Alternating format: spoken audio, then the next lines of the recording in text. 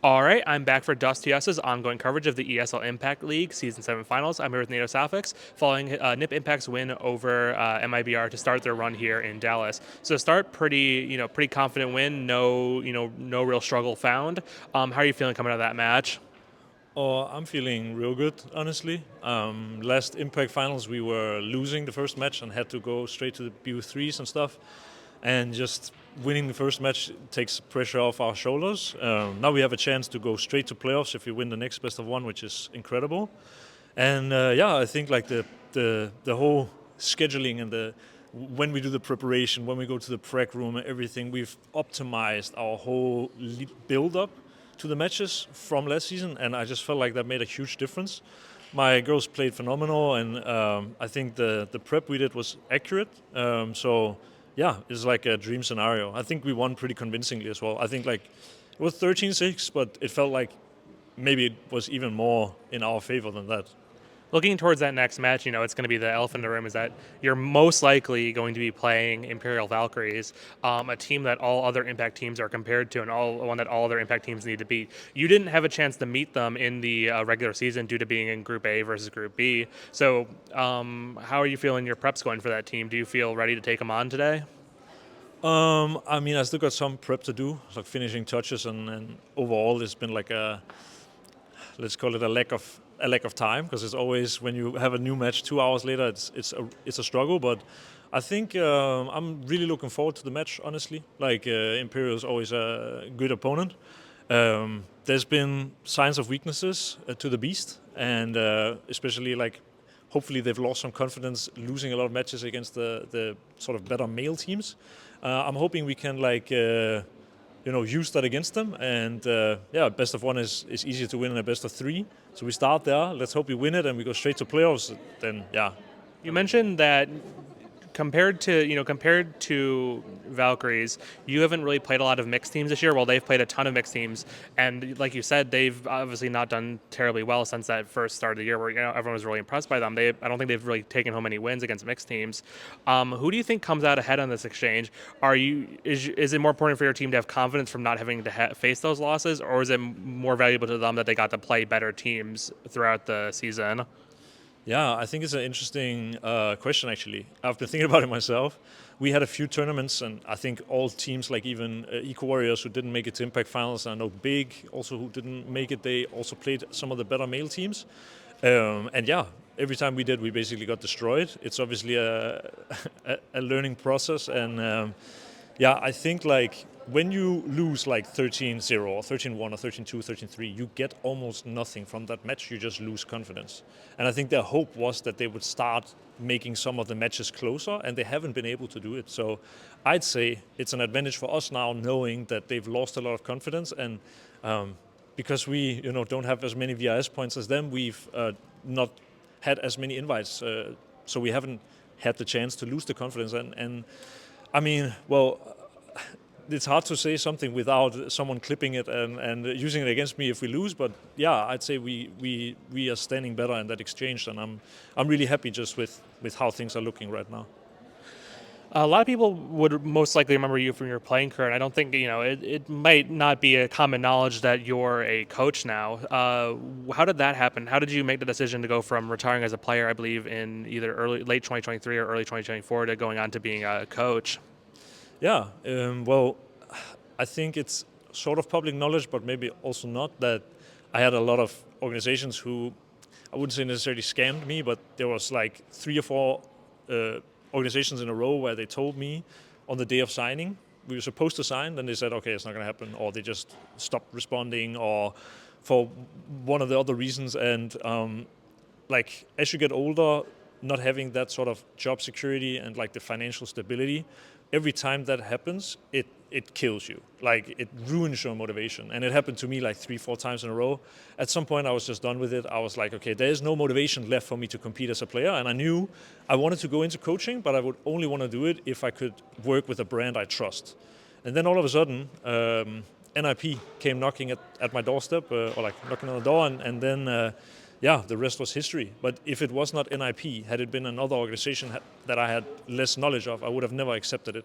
And now it's put me in a position where, yeah, I mean, you pointed out, probably not a lot of people know I'm the coach, but that's also part of what I'm here to change. So we'll see what happens in the future. But yeah, had it not been NIP, I don't think I would have gotten into coaching unless I had had another big org come my way.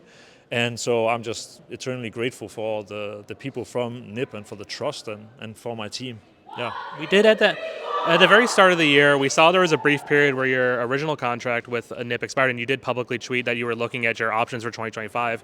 And clearly, you're still with NIP. Is there a story there about how you ended up coming back to NIP, or was it just kind of humdrum, contract renegotiations?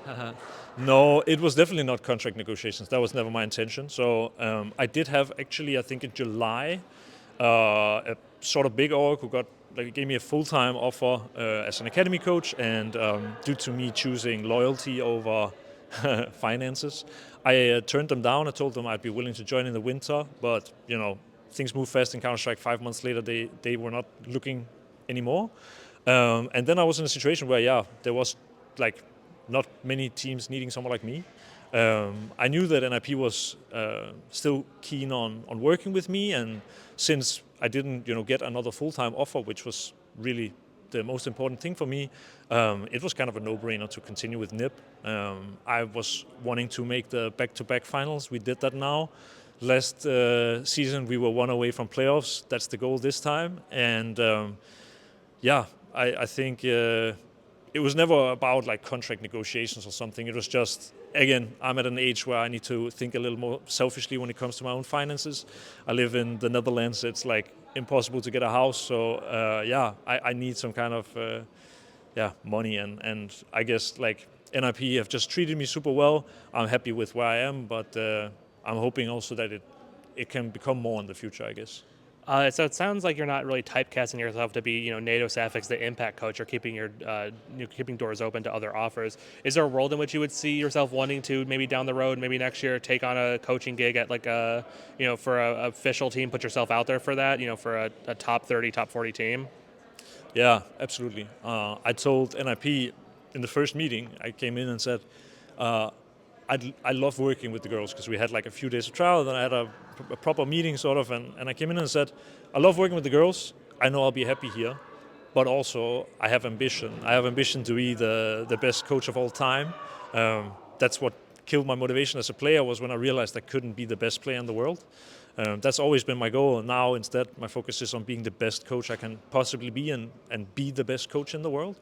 So they knew since day one the natural next step was maybe an academy, or maybe skipping all the way to a tier 1, tier 2 team. I've been honest with NIP. They've always been honest with me. They know, if someone comes for me, they'll let me go. They're super friendly and just amazing to work with. And honestly, this whole interview feels like I'm glazing NIP, but really it's an incredible organization. And I think my team as well, they all want the best for me, as I want the best for them. So if that opportunity presents itself, I'm gonna take it. But for now, I'm fully mentally here and just wanting to play in the arena, hopefully take home the trophy. So with this match coming up versus Imperial Valkyries, it's going to take something special to overcome that team. Considering, they don't lose to other Impact teams really. Who should we look for on the server to be the superstar that's going to power the team to a win over Imperial? It's a kind of coach's answer, but it's everyone. There are probably some people who, how can I say, everyone has their own impact. Some people are very good in the big games, and some people are better at making sure we win against the lesser opponents. I'm sure that some of the players who played super good today, I didn't really check the statistics or anything like that. I felt they all played great, but I'm sure that one of the players who played great in this match is going to play less good in the next, but someone else is going to step up. That's what you got a team for. And I don't want to point out anyone in particular. I think I've got 5 phenomenal players. It could be anyone, really. Every team has a Tessas and a Mnmzzz, but also teams also have their Mnmzzz and their Nico. For those who aren't the most familiar, who has the strongest raw firepower input? Matches are won by all 5 players, like you said. But if we're gonna look to the scoreboard and say this person needs to post 30 kills to beat Imperial, right now, who's your kind of pick for that is gonna shoot back the hardest? Yeah, when we're talking raw aim, it'd probably have to be. It's hard to pick, but probably someone like Naomi. Had the highest rating coming out of Impact last season in Europe.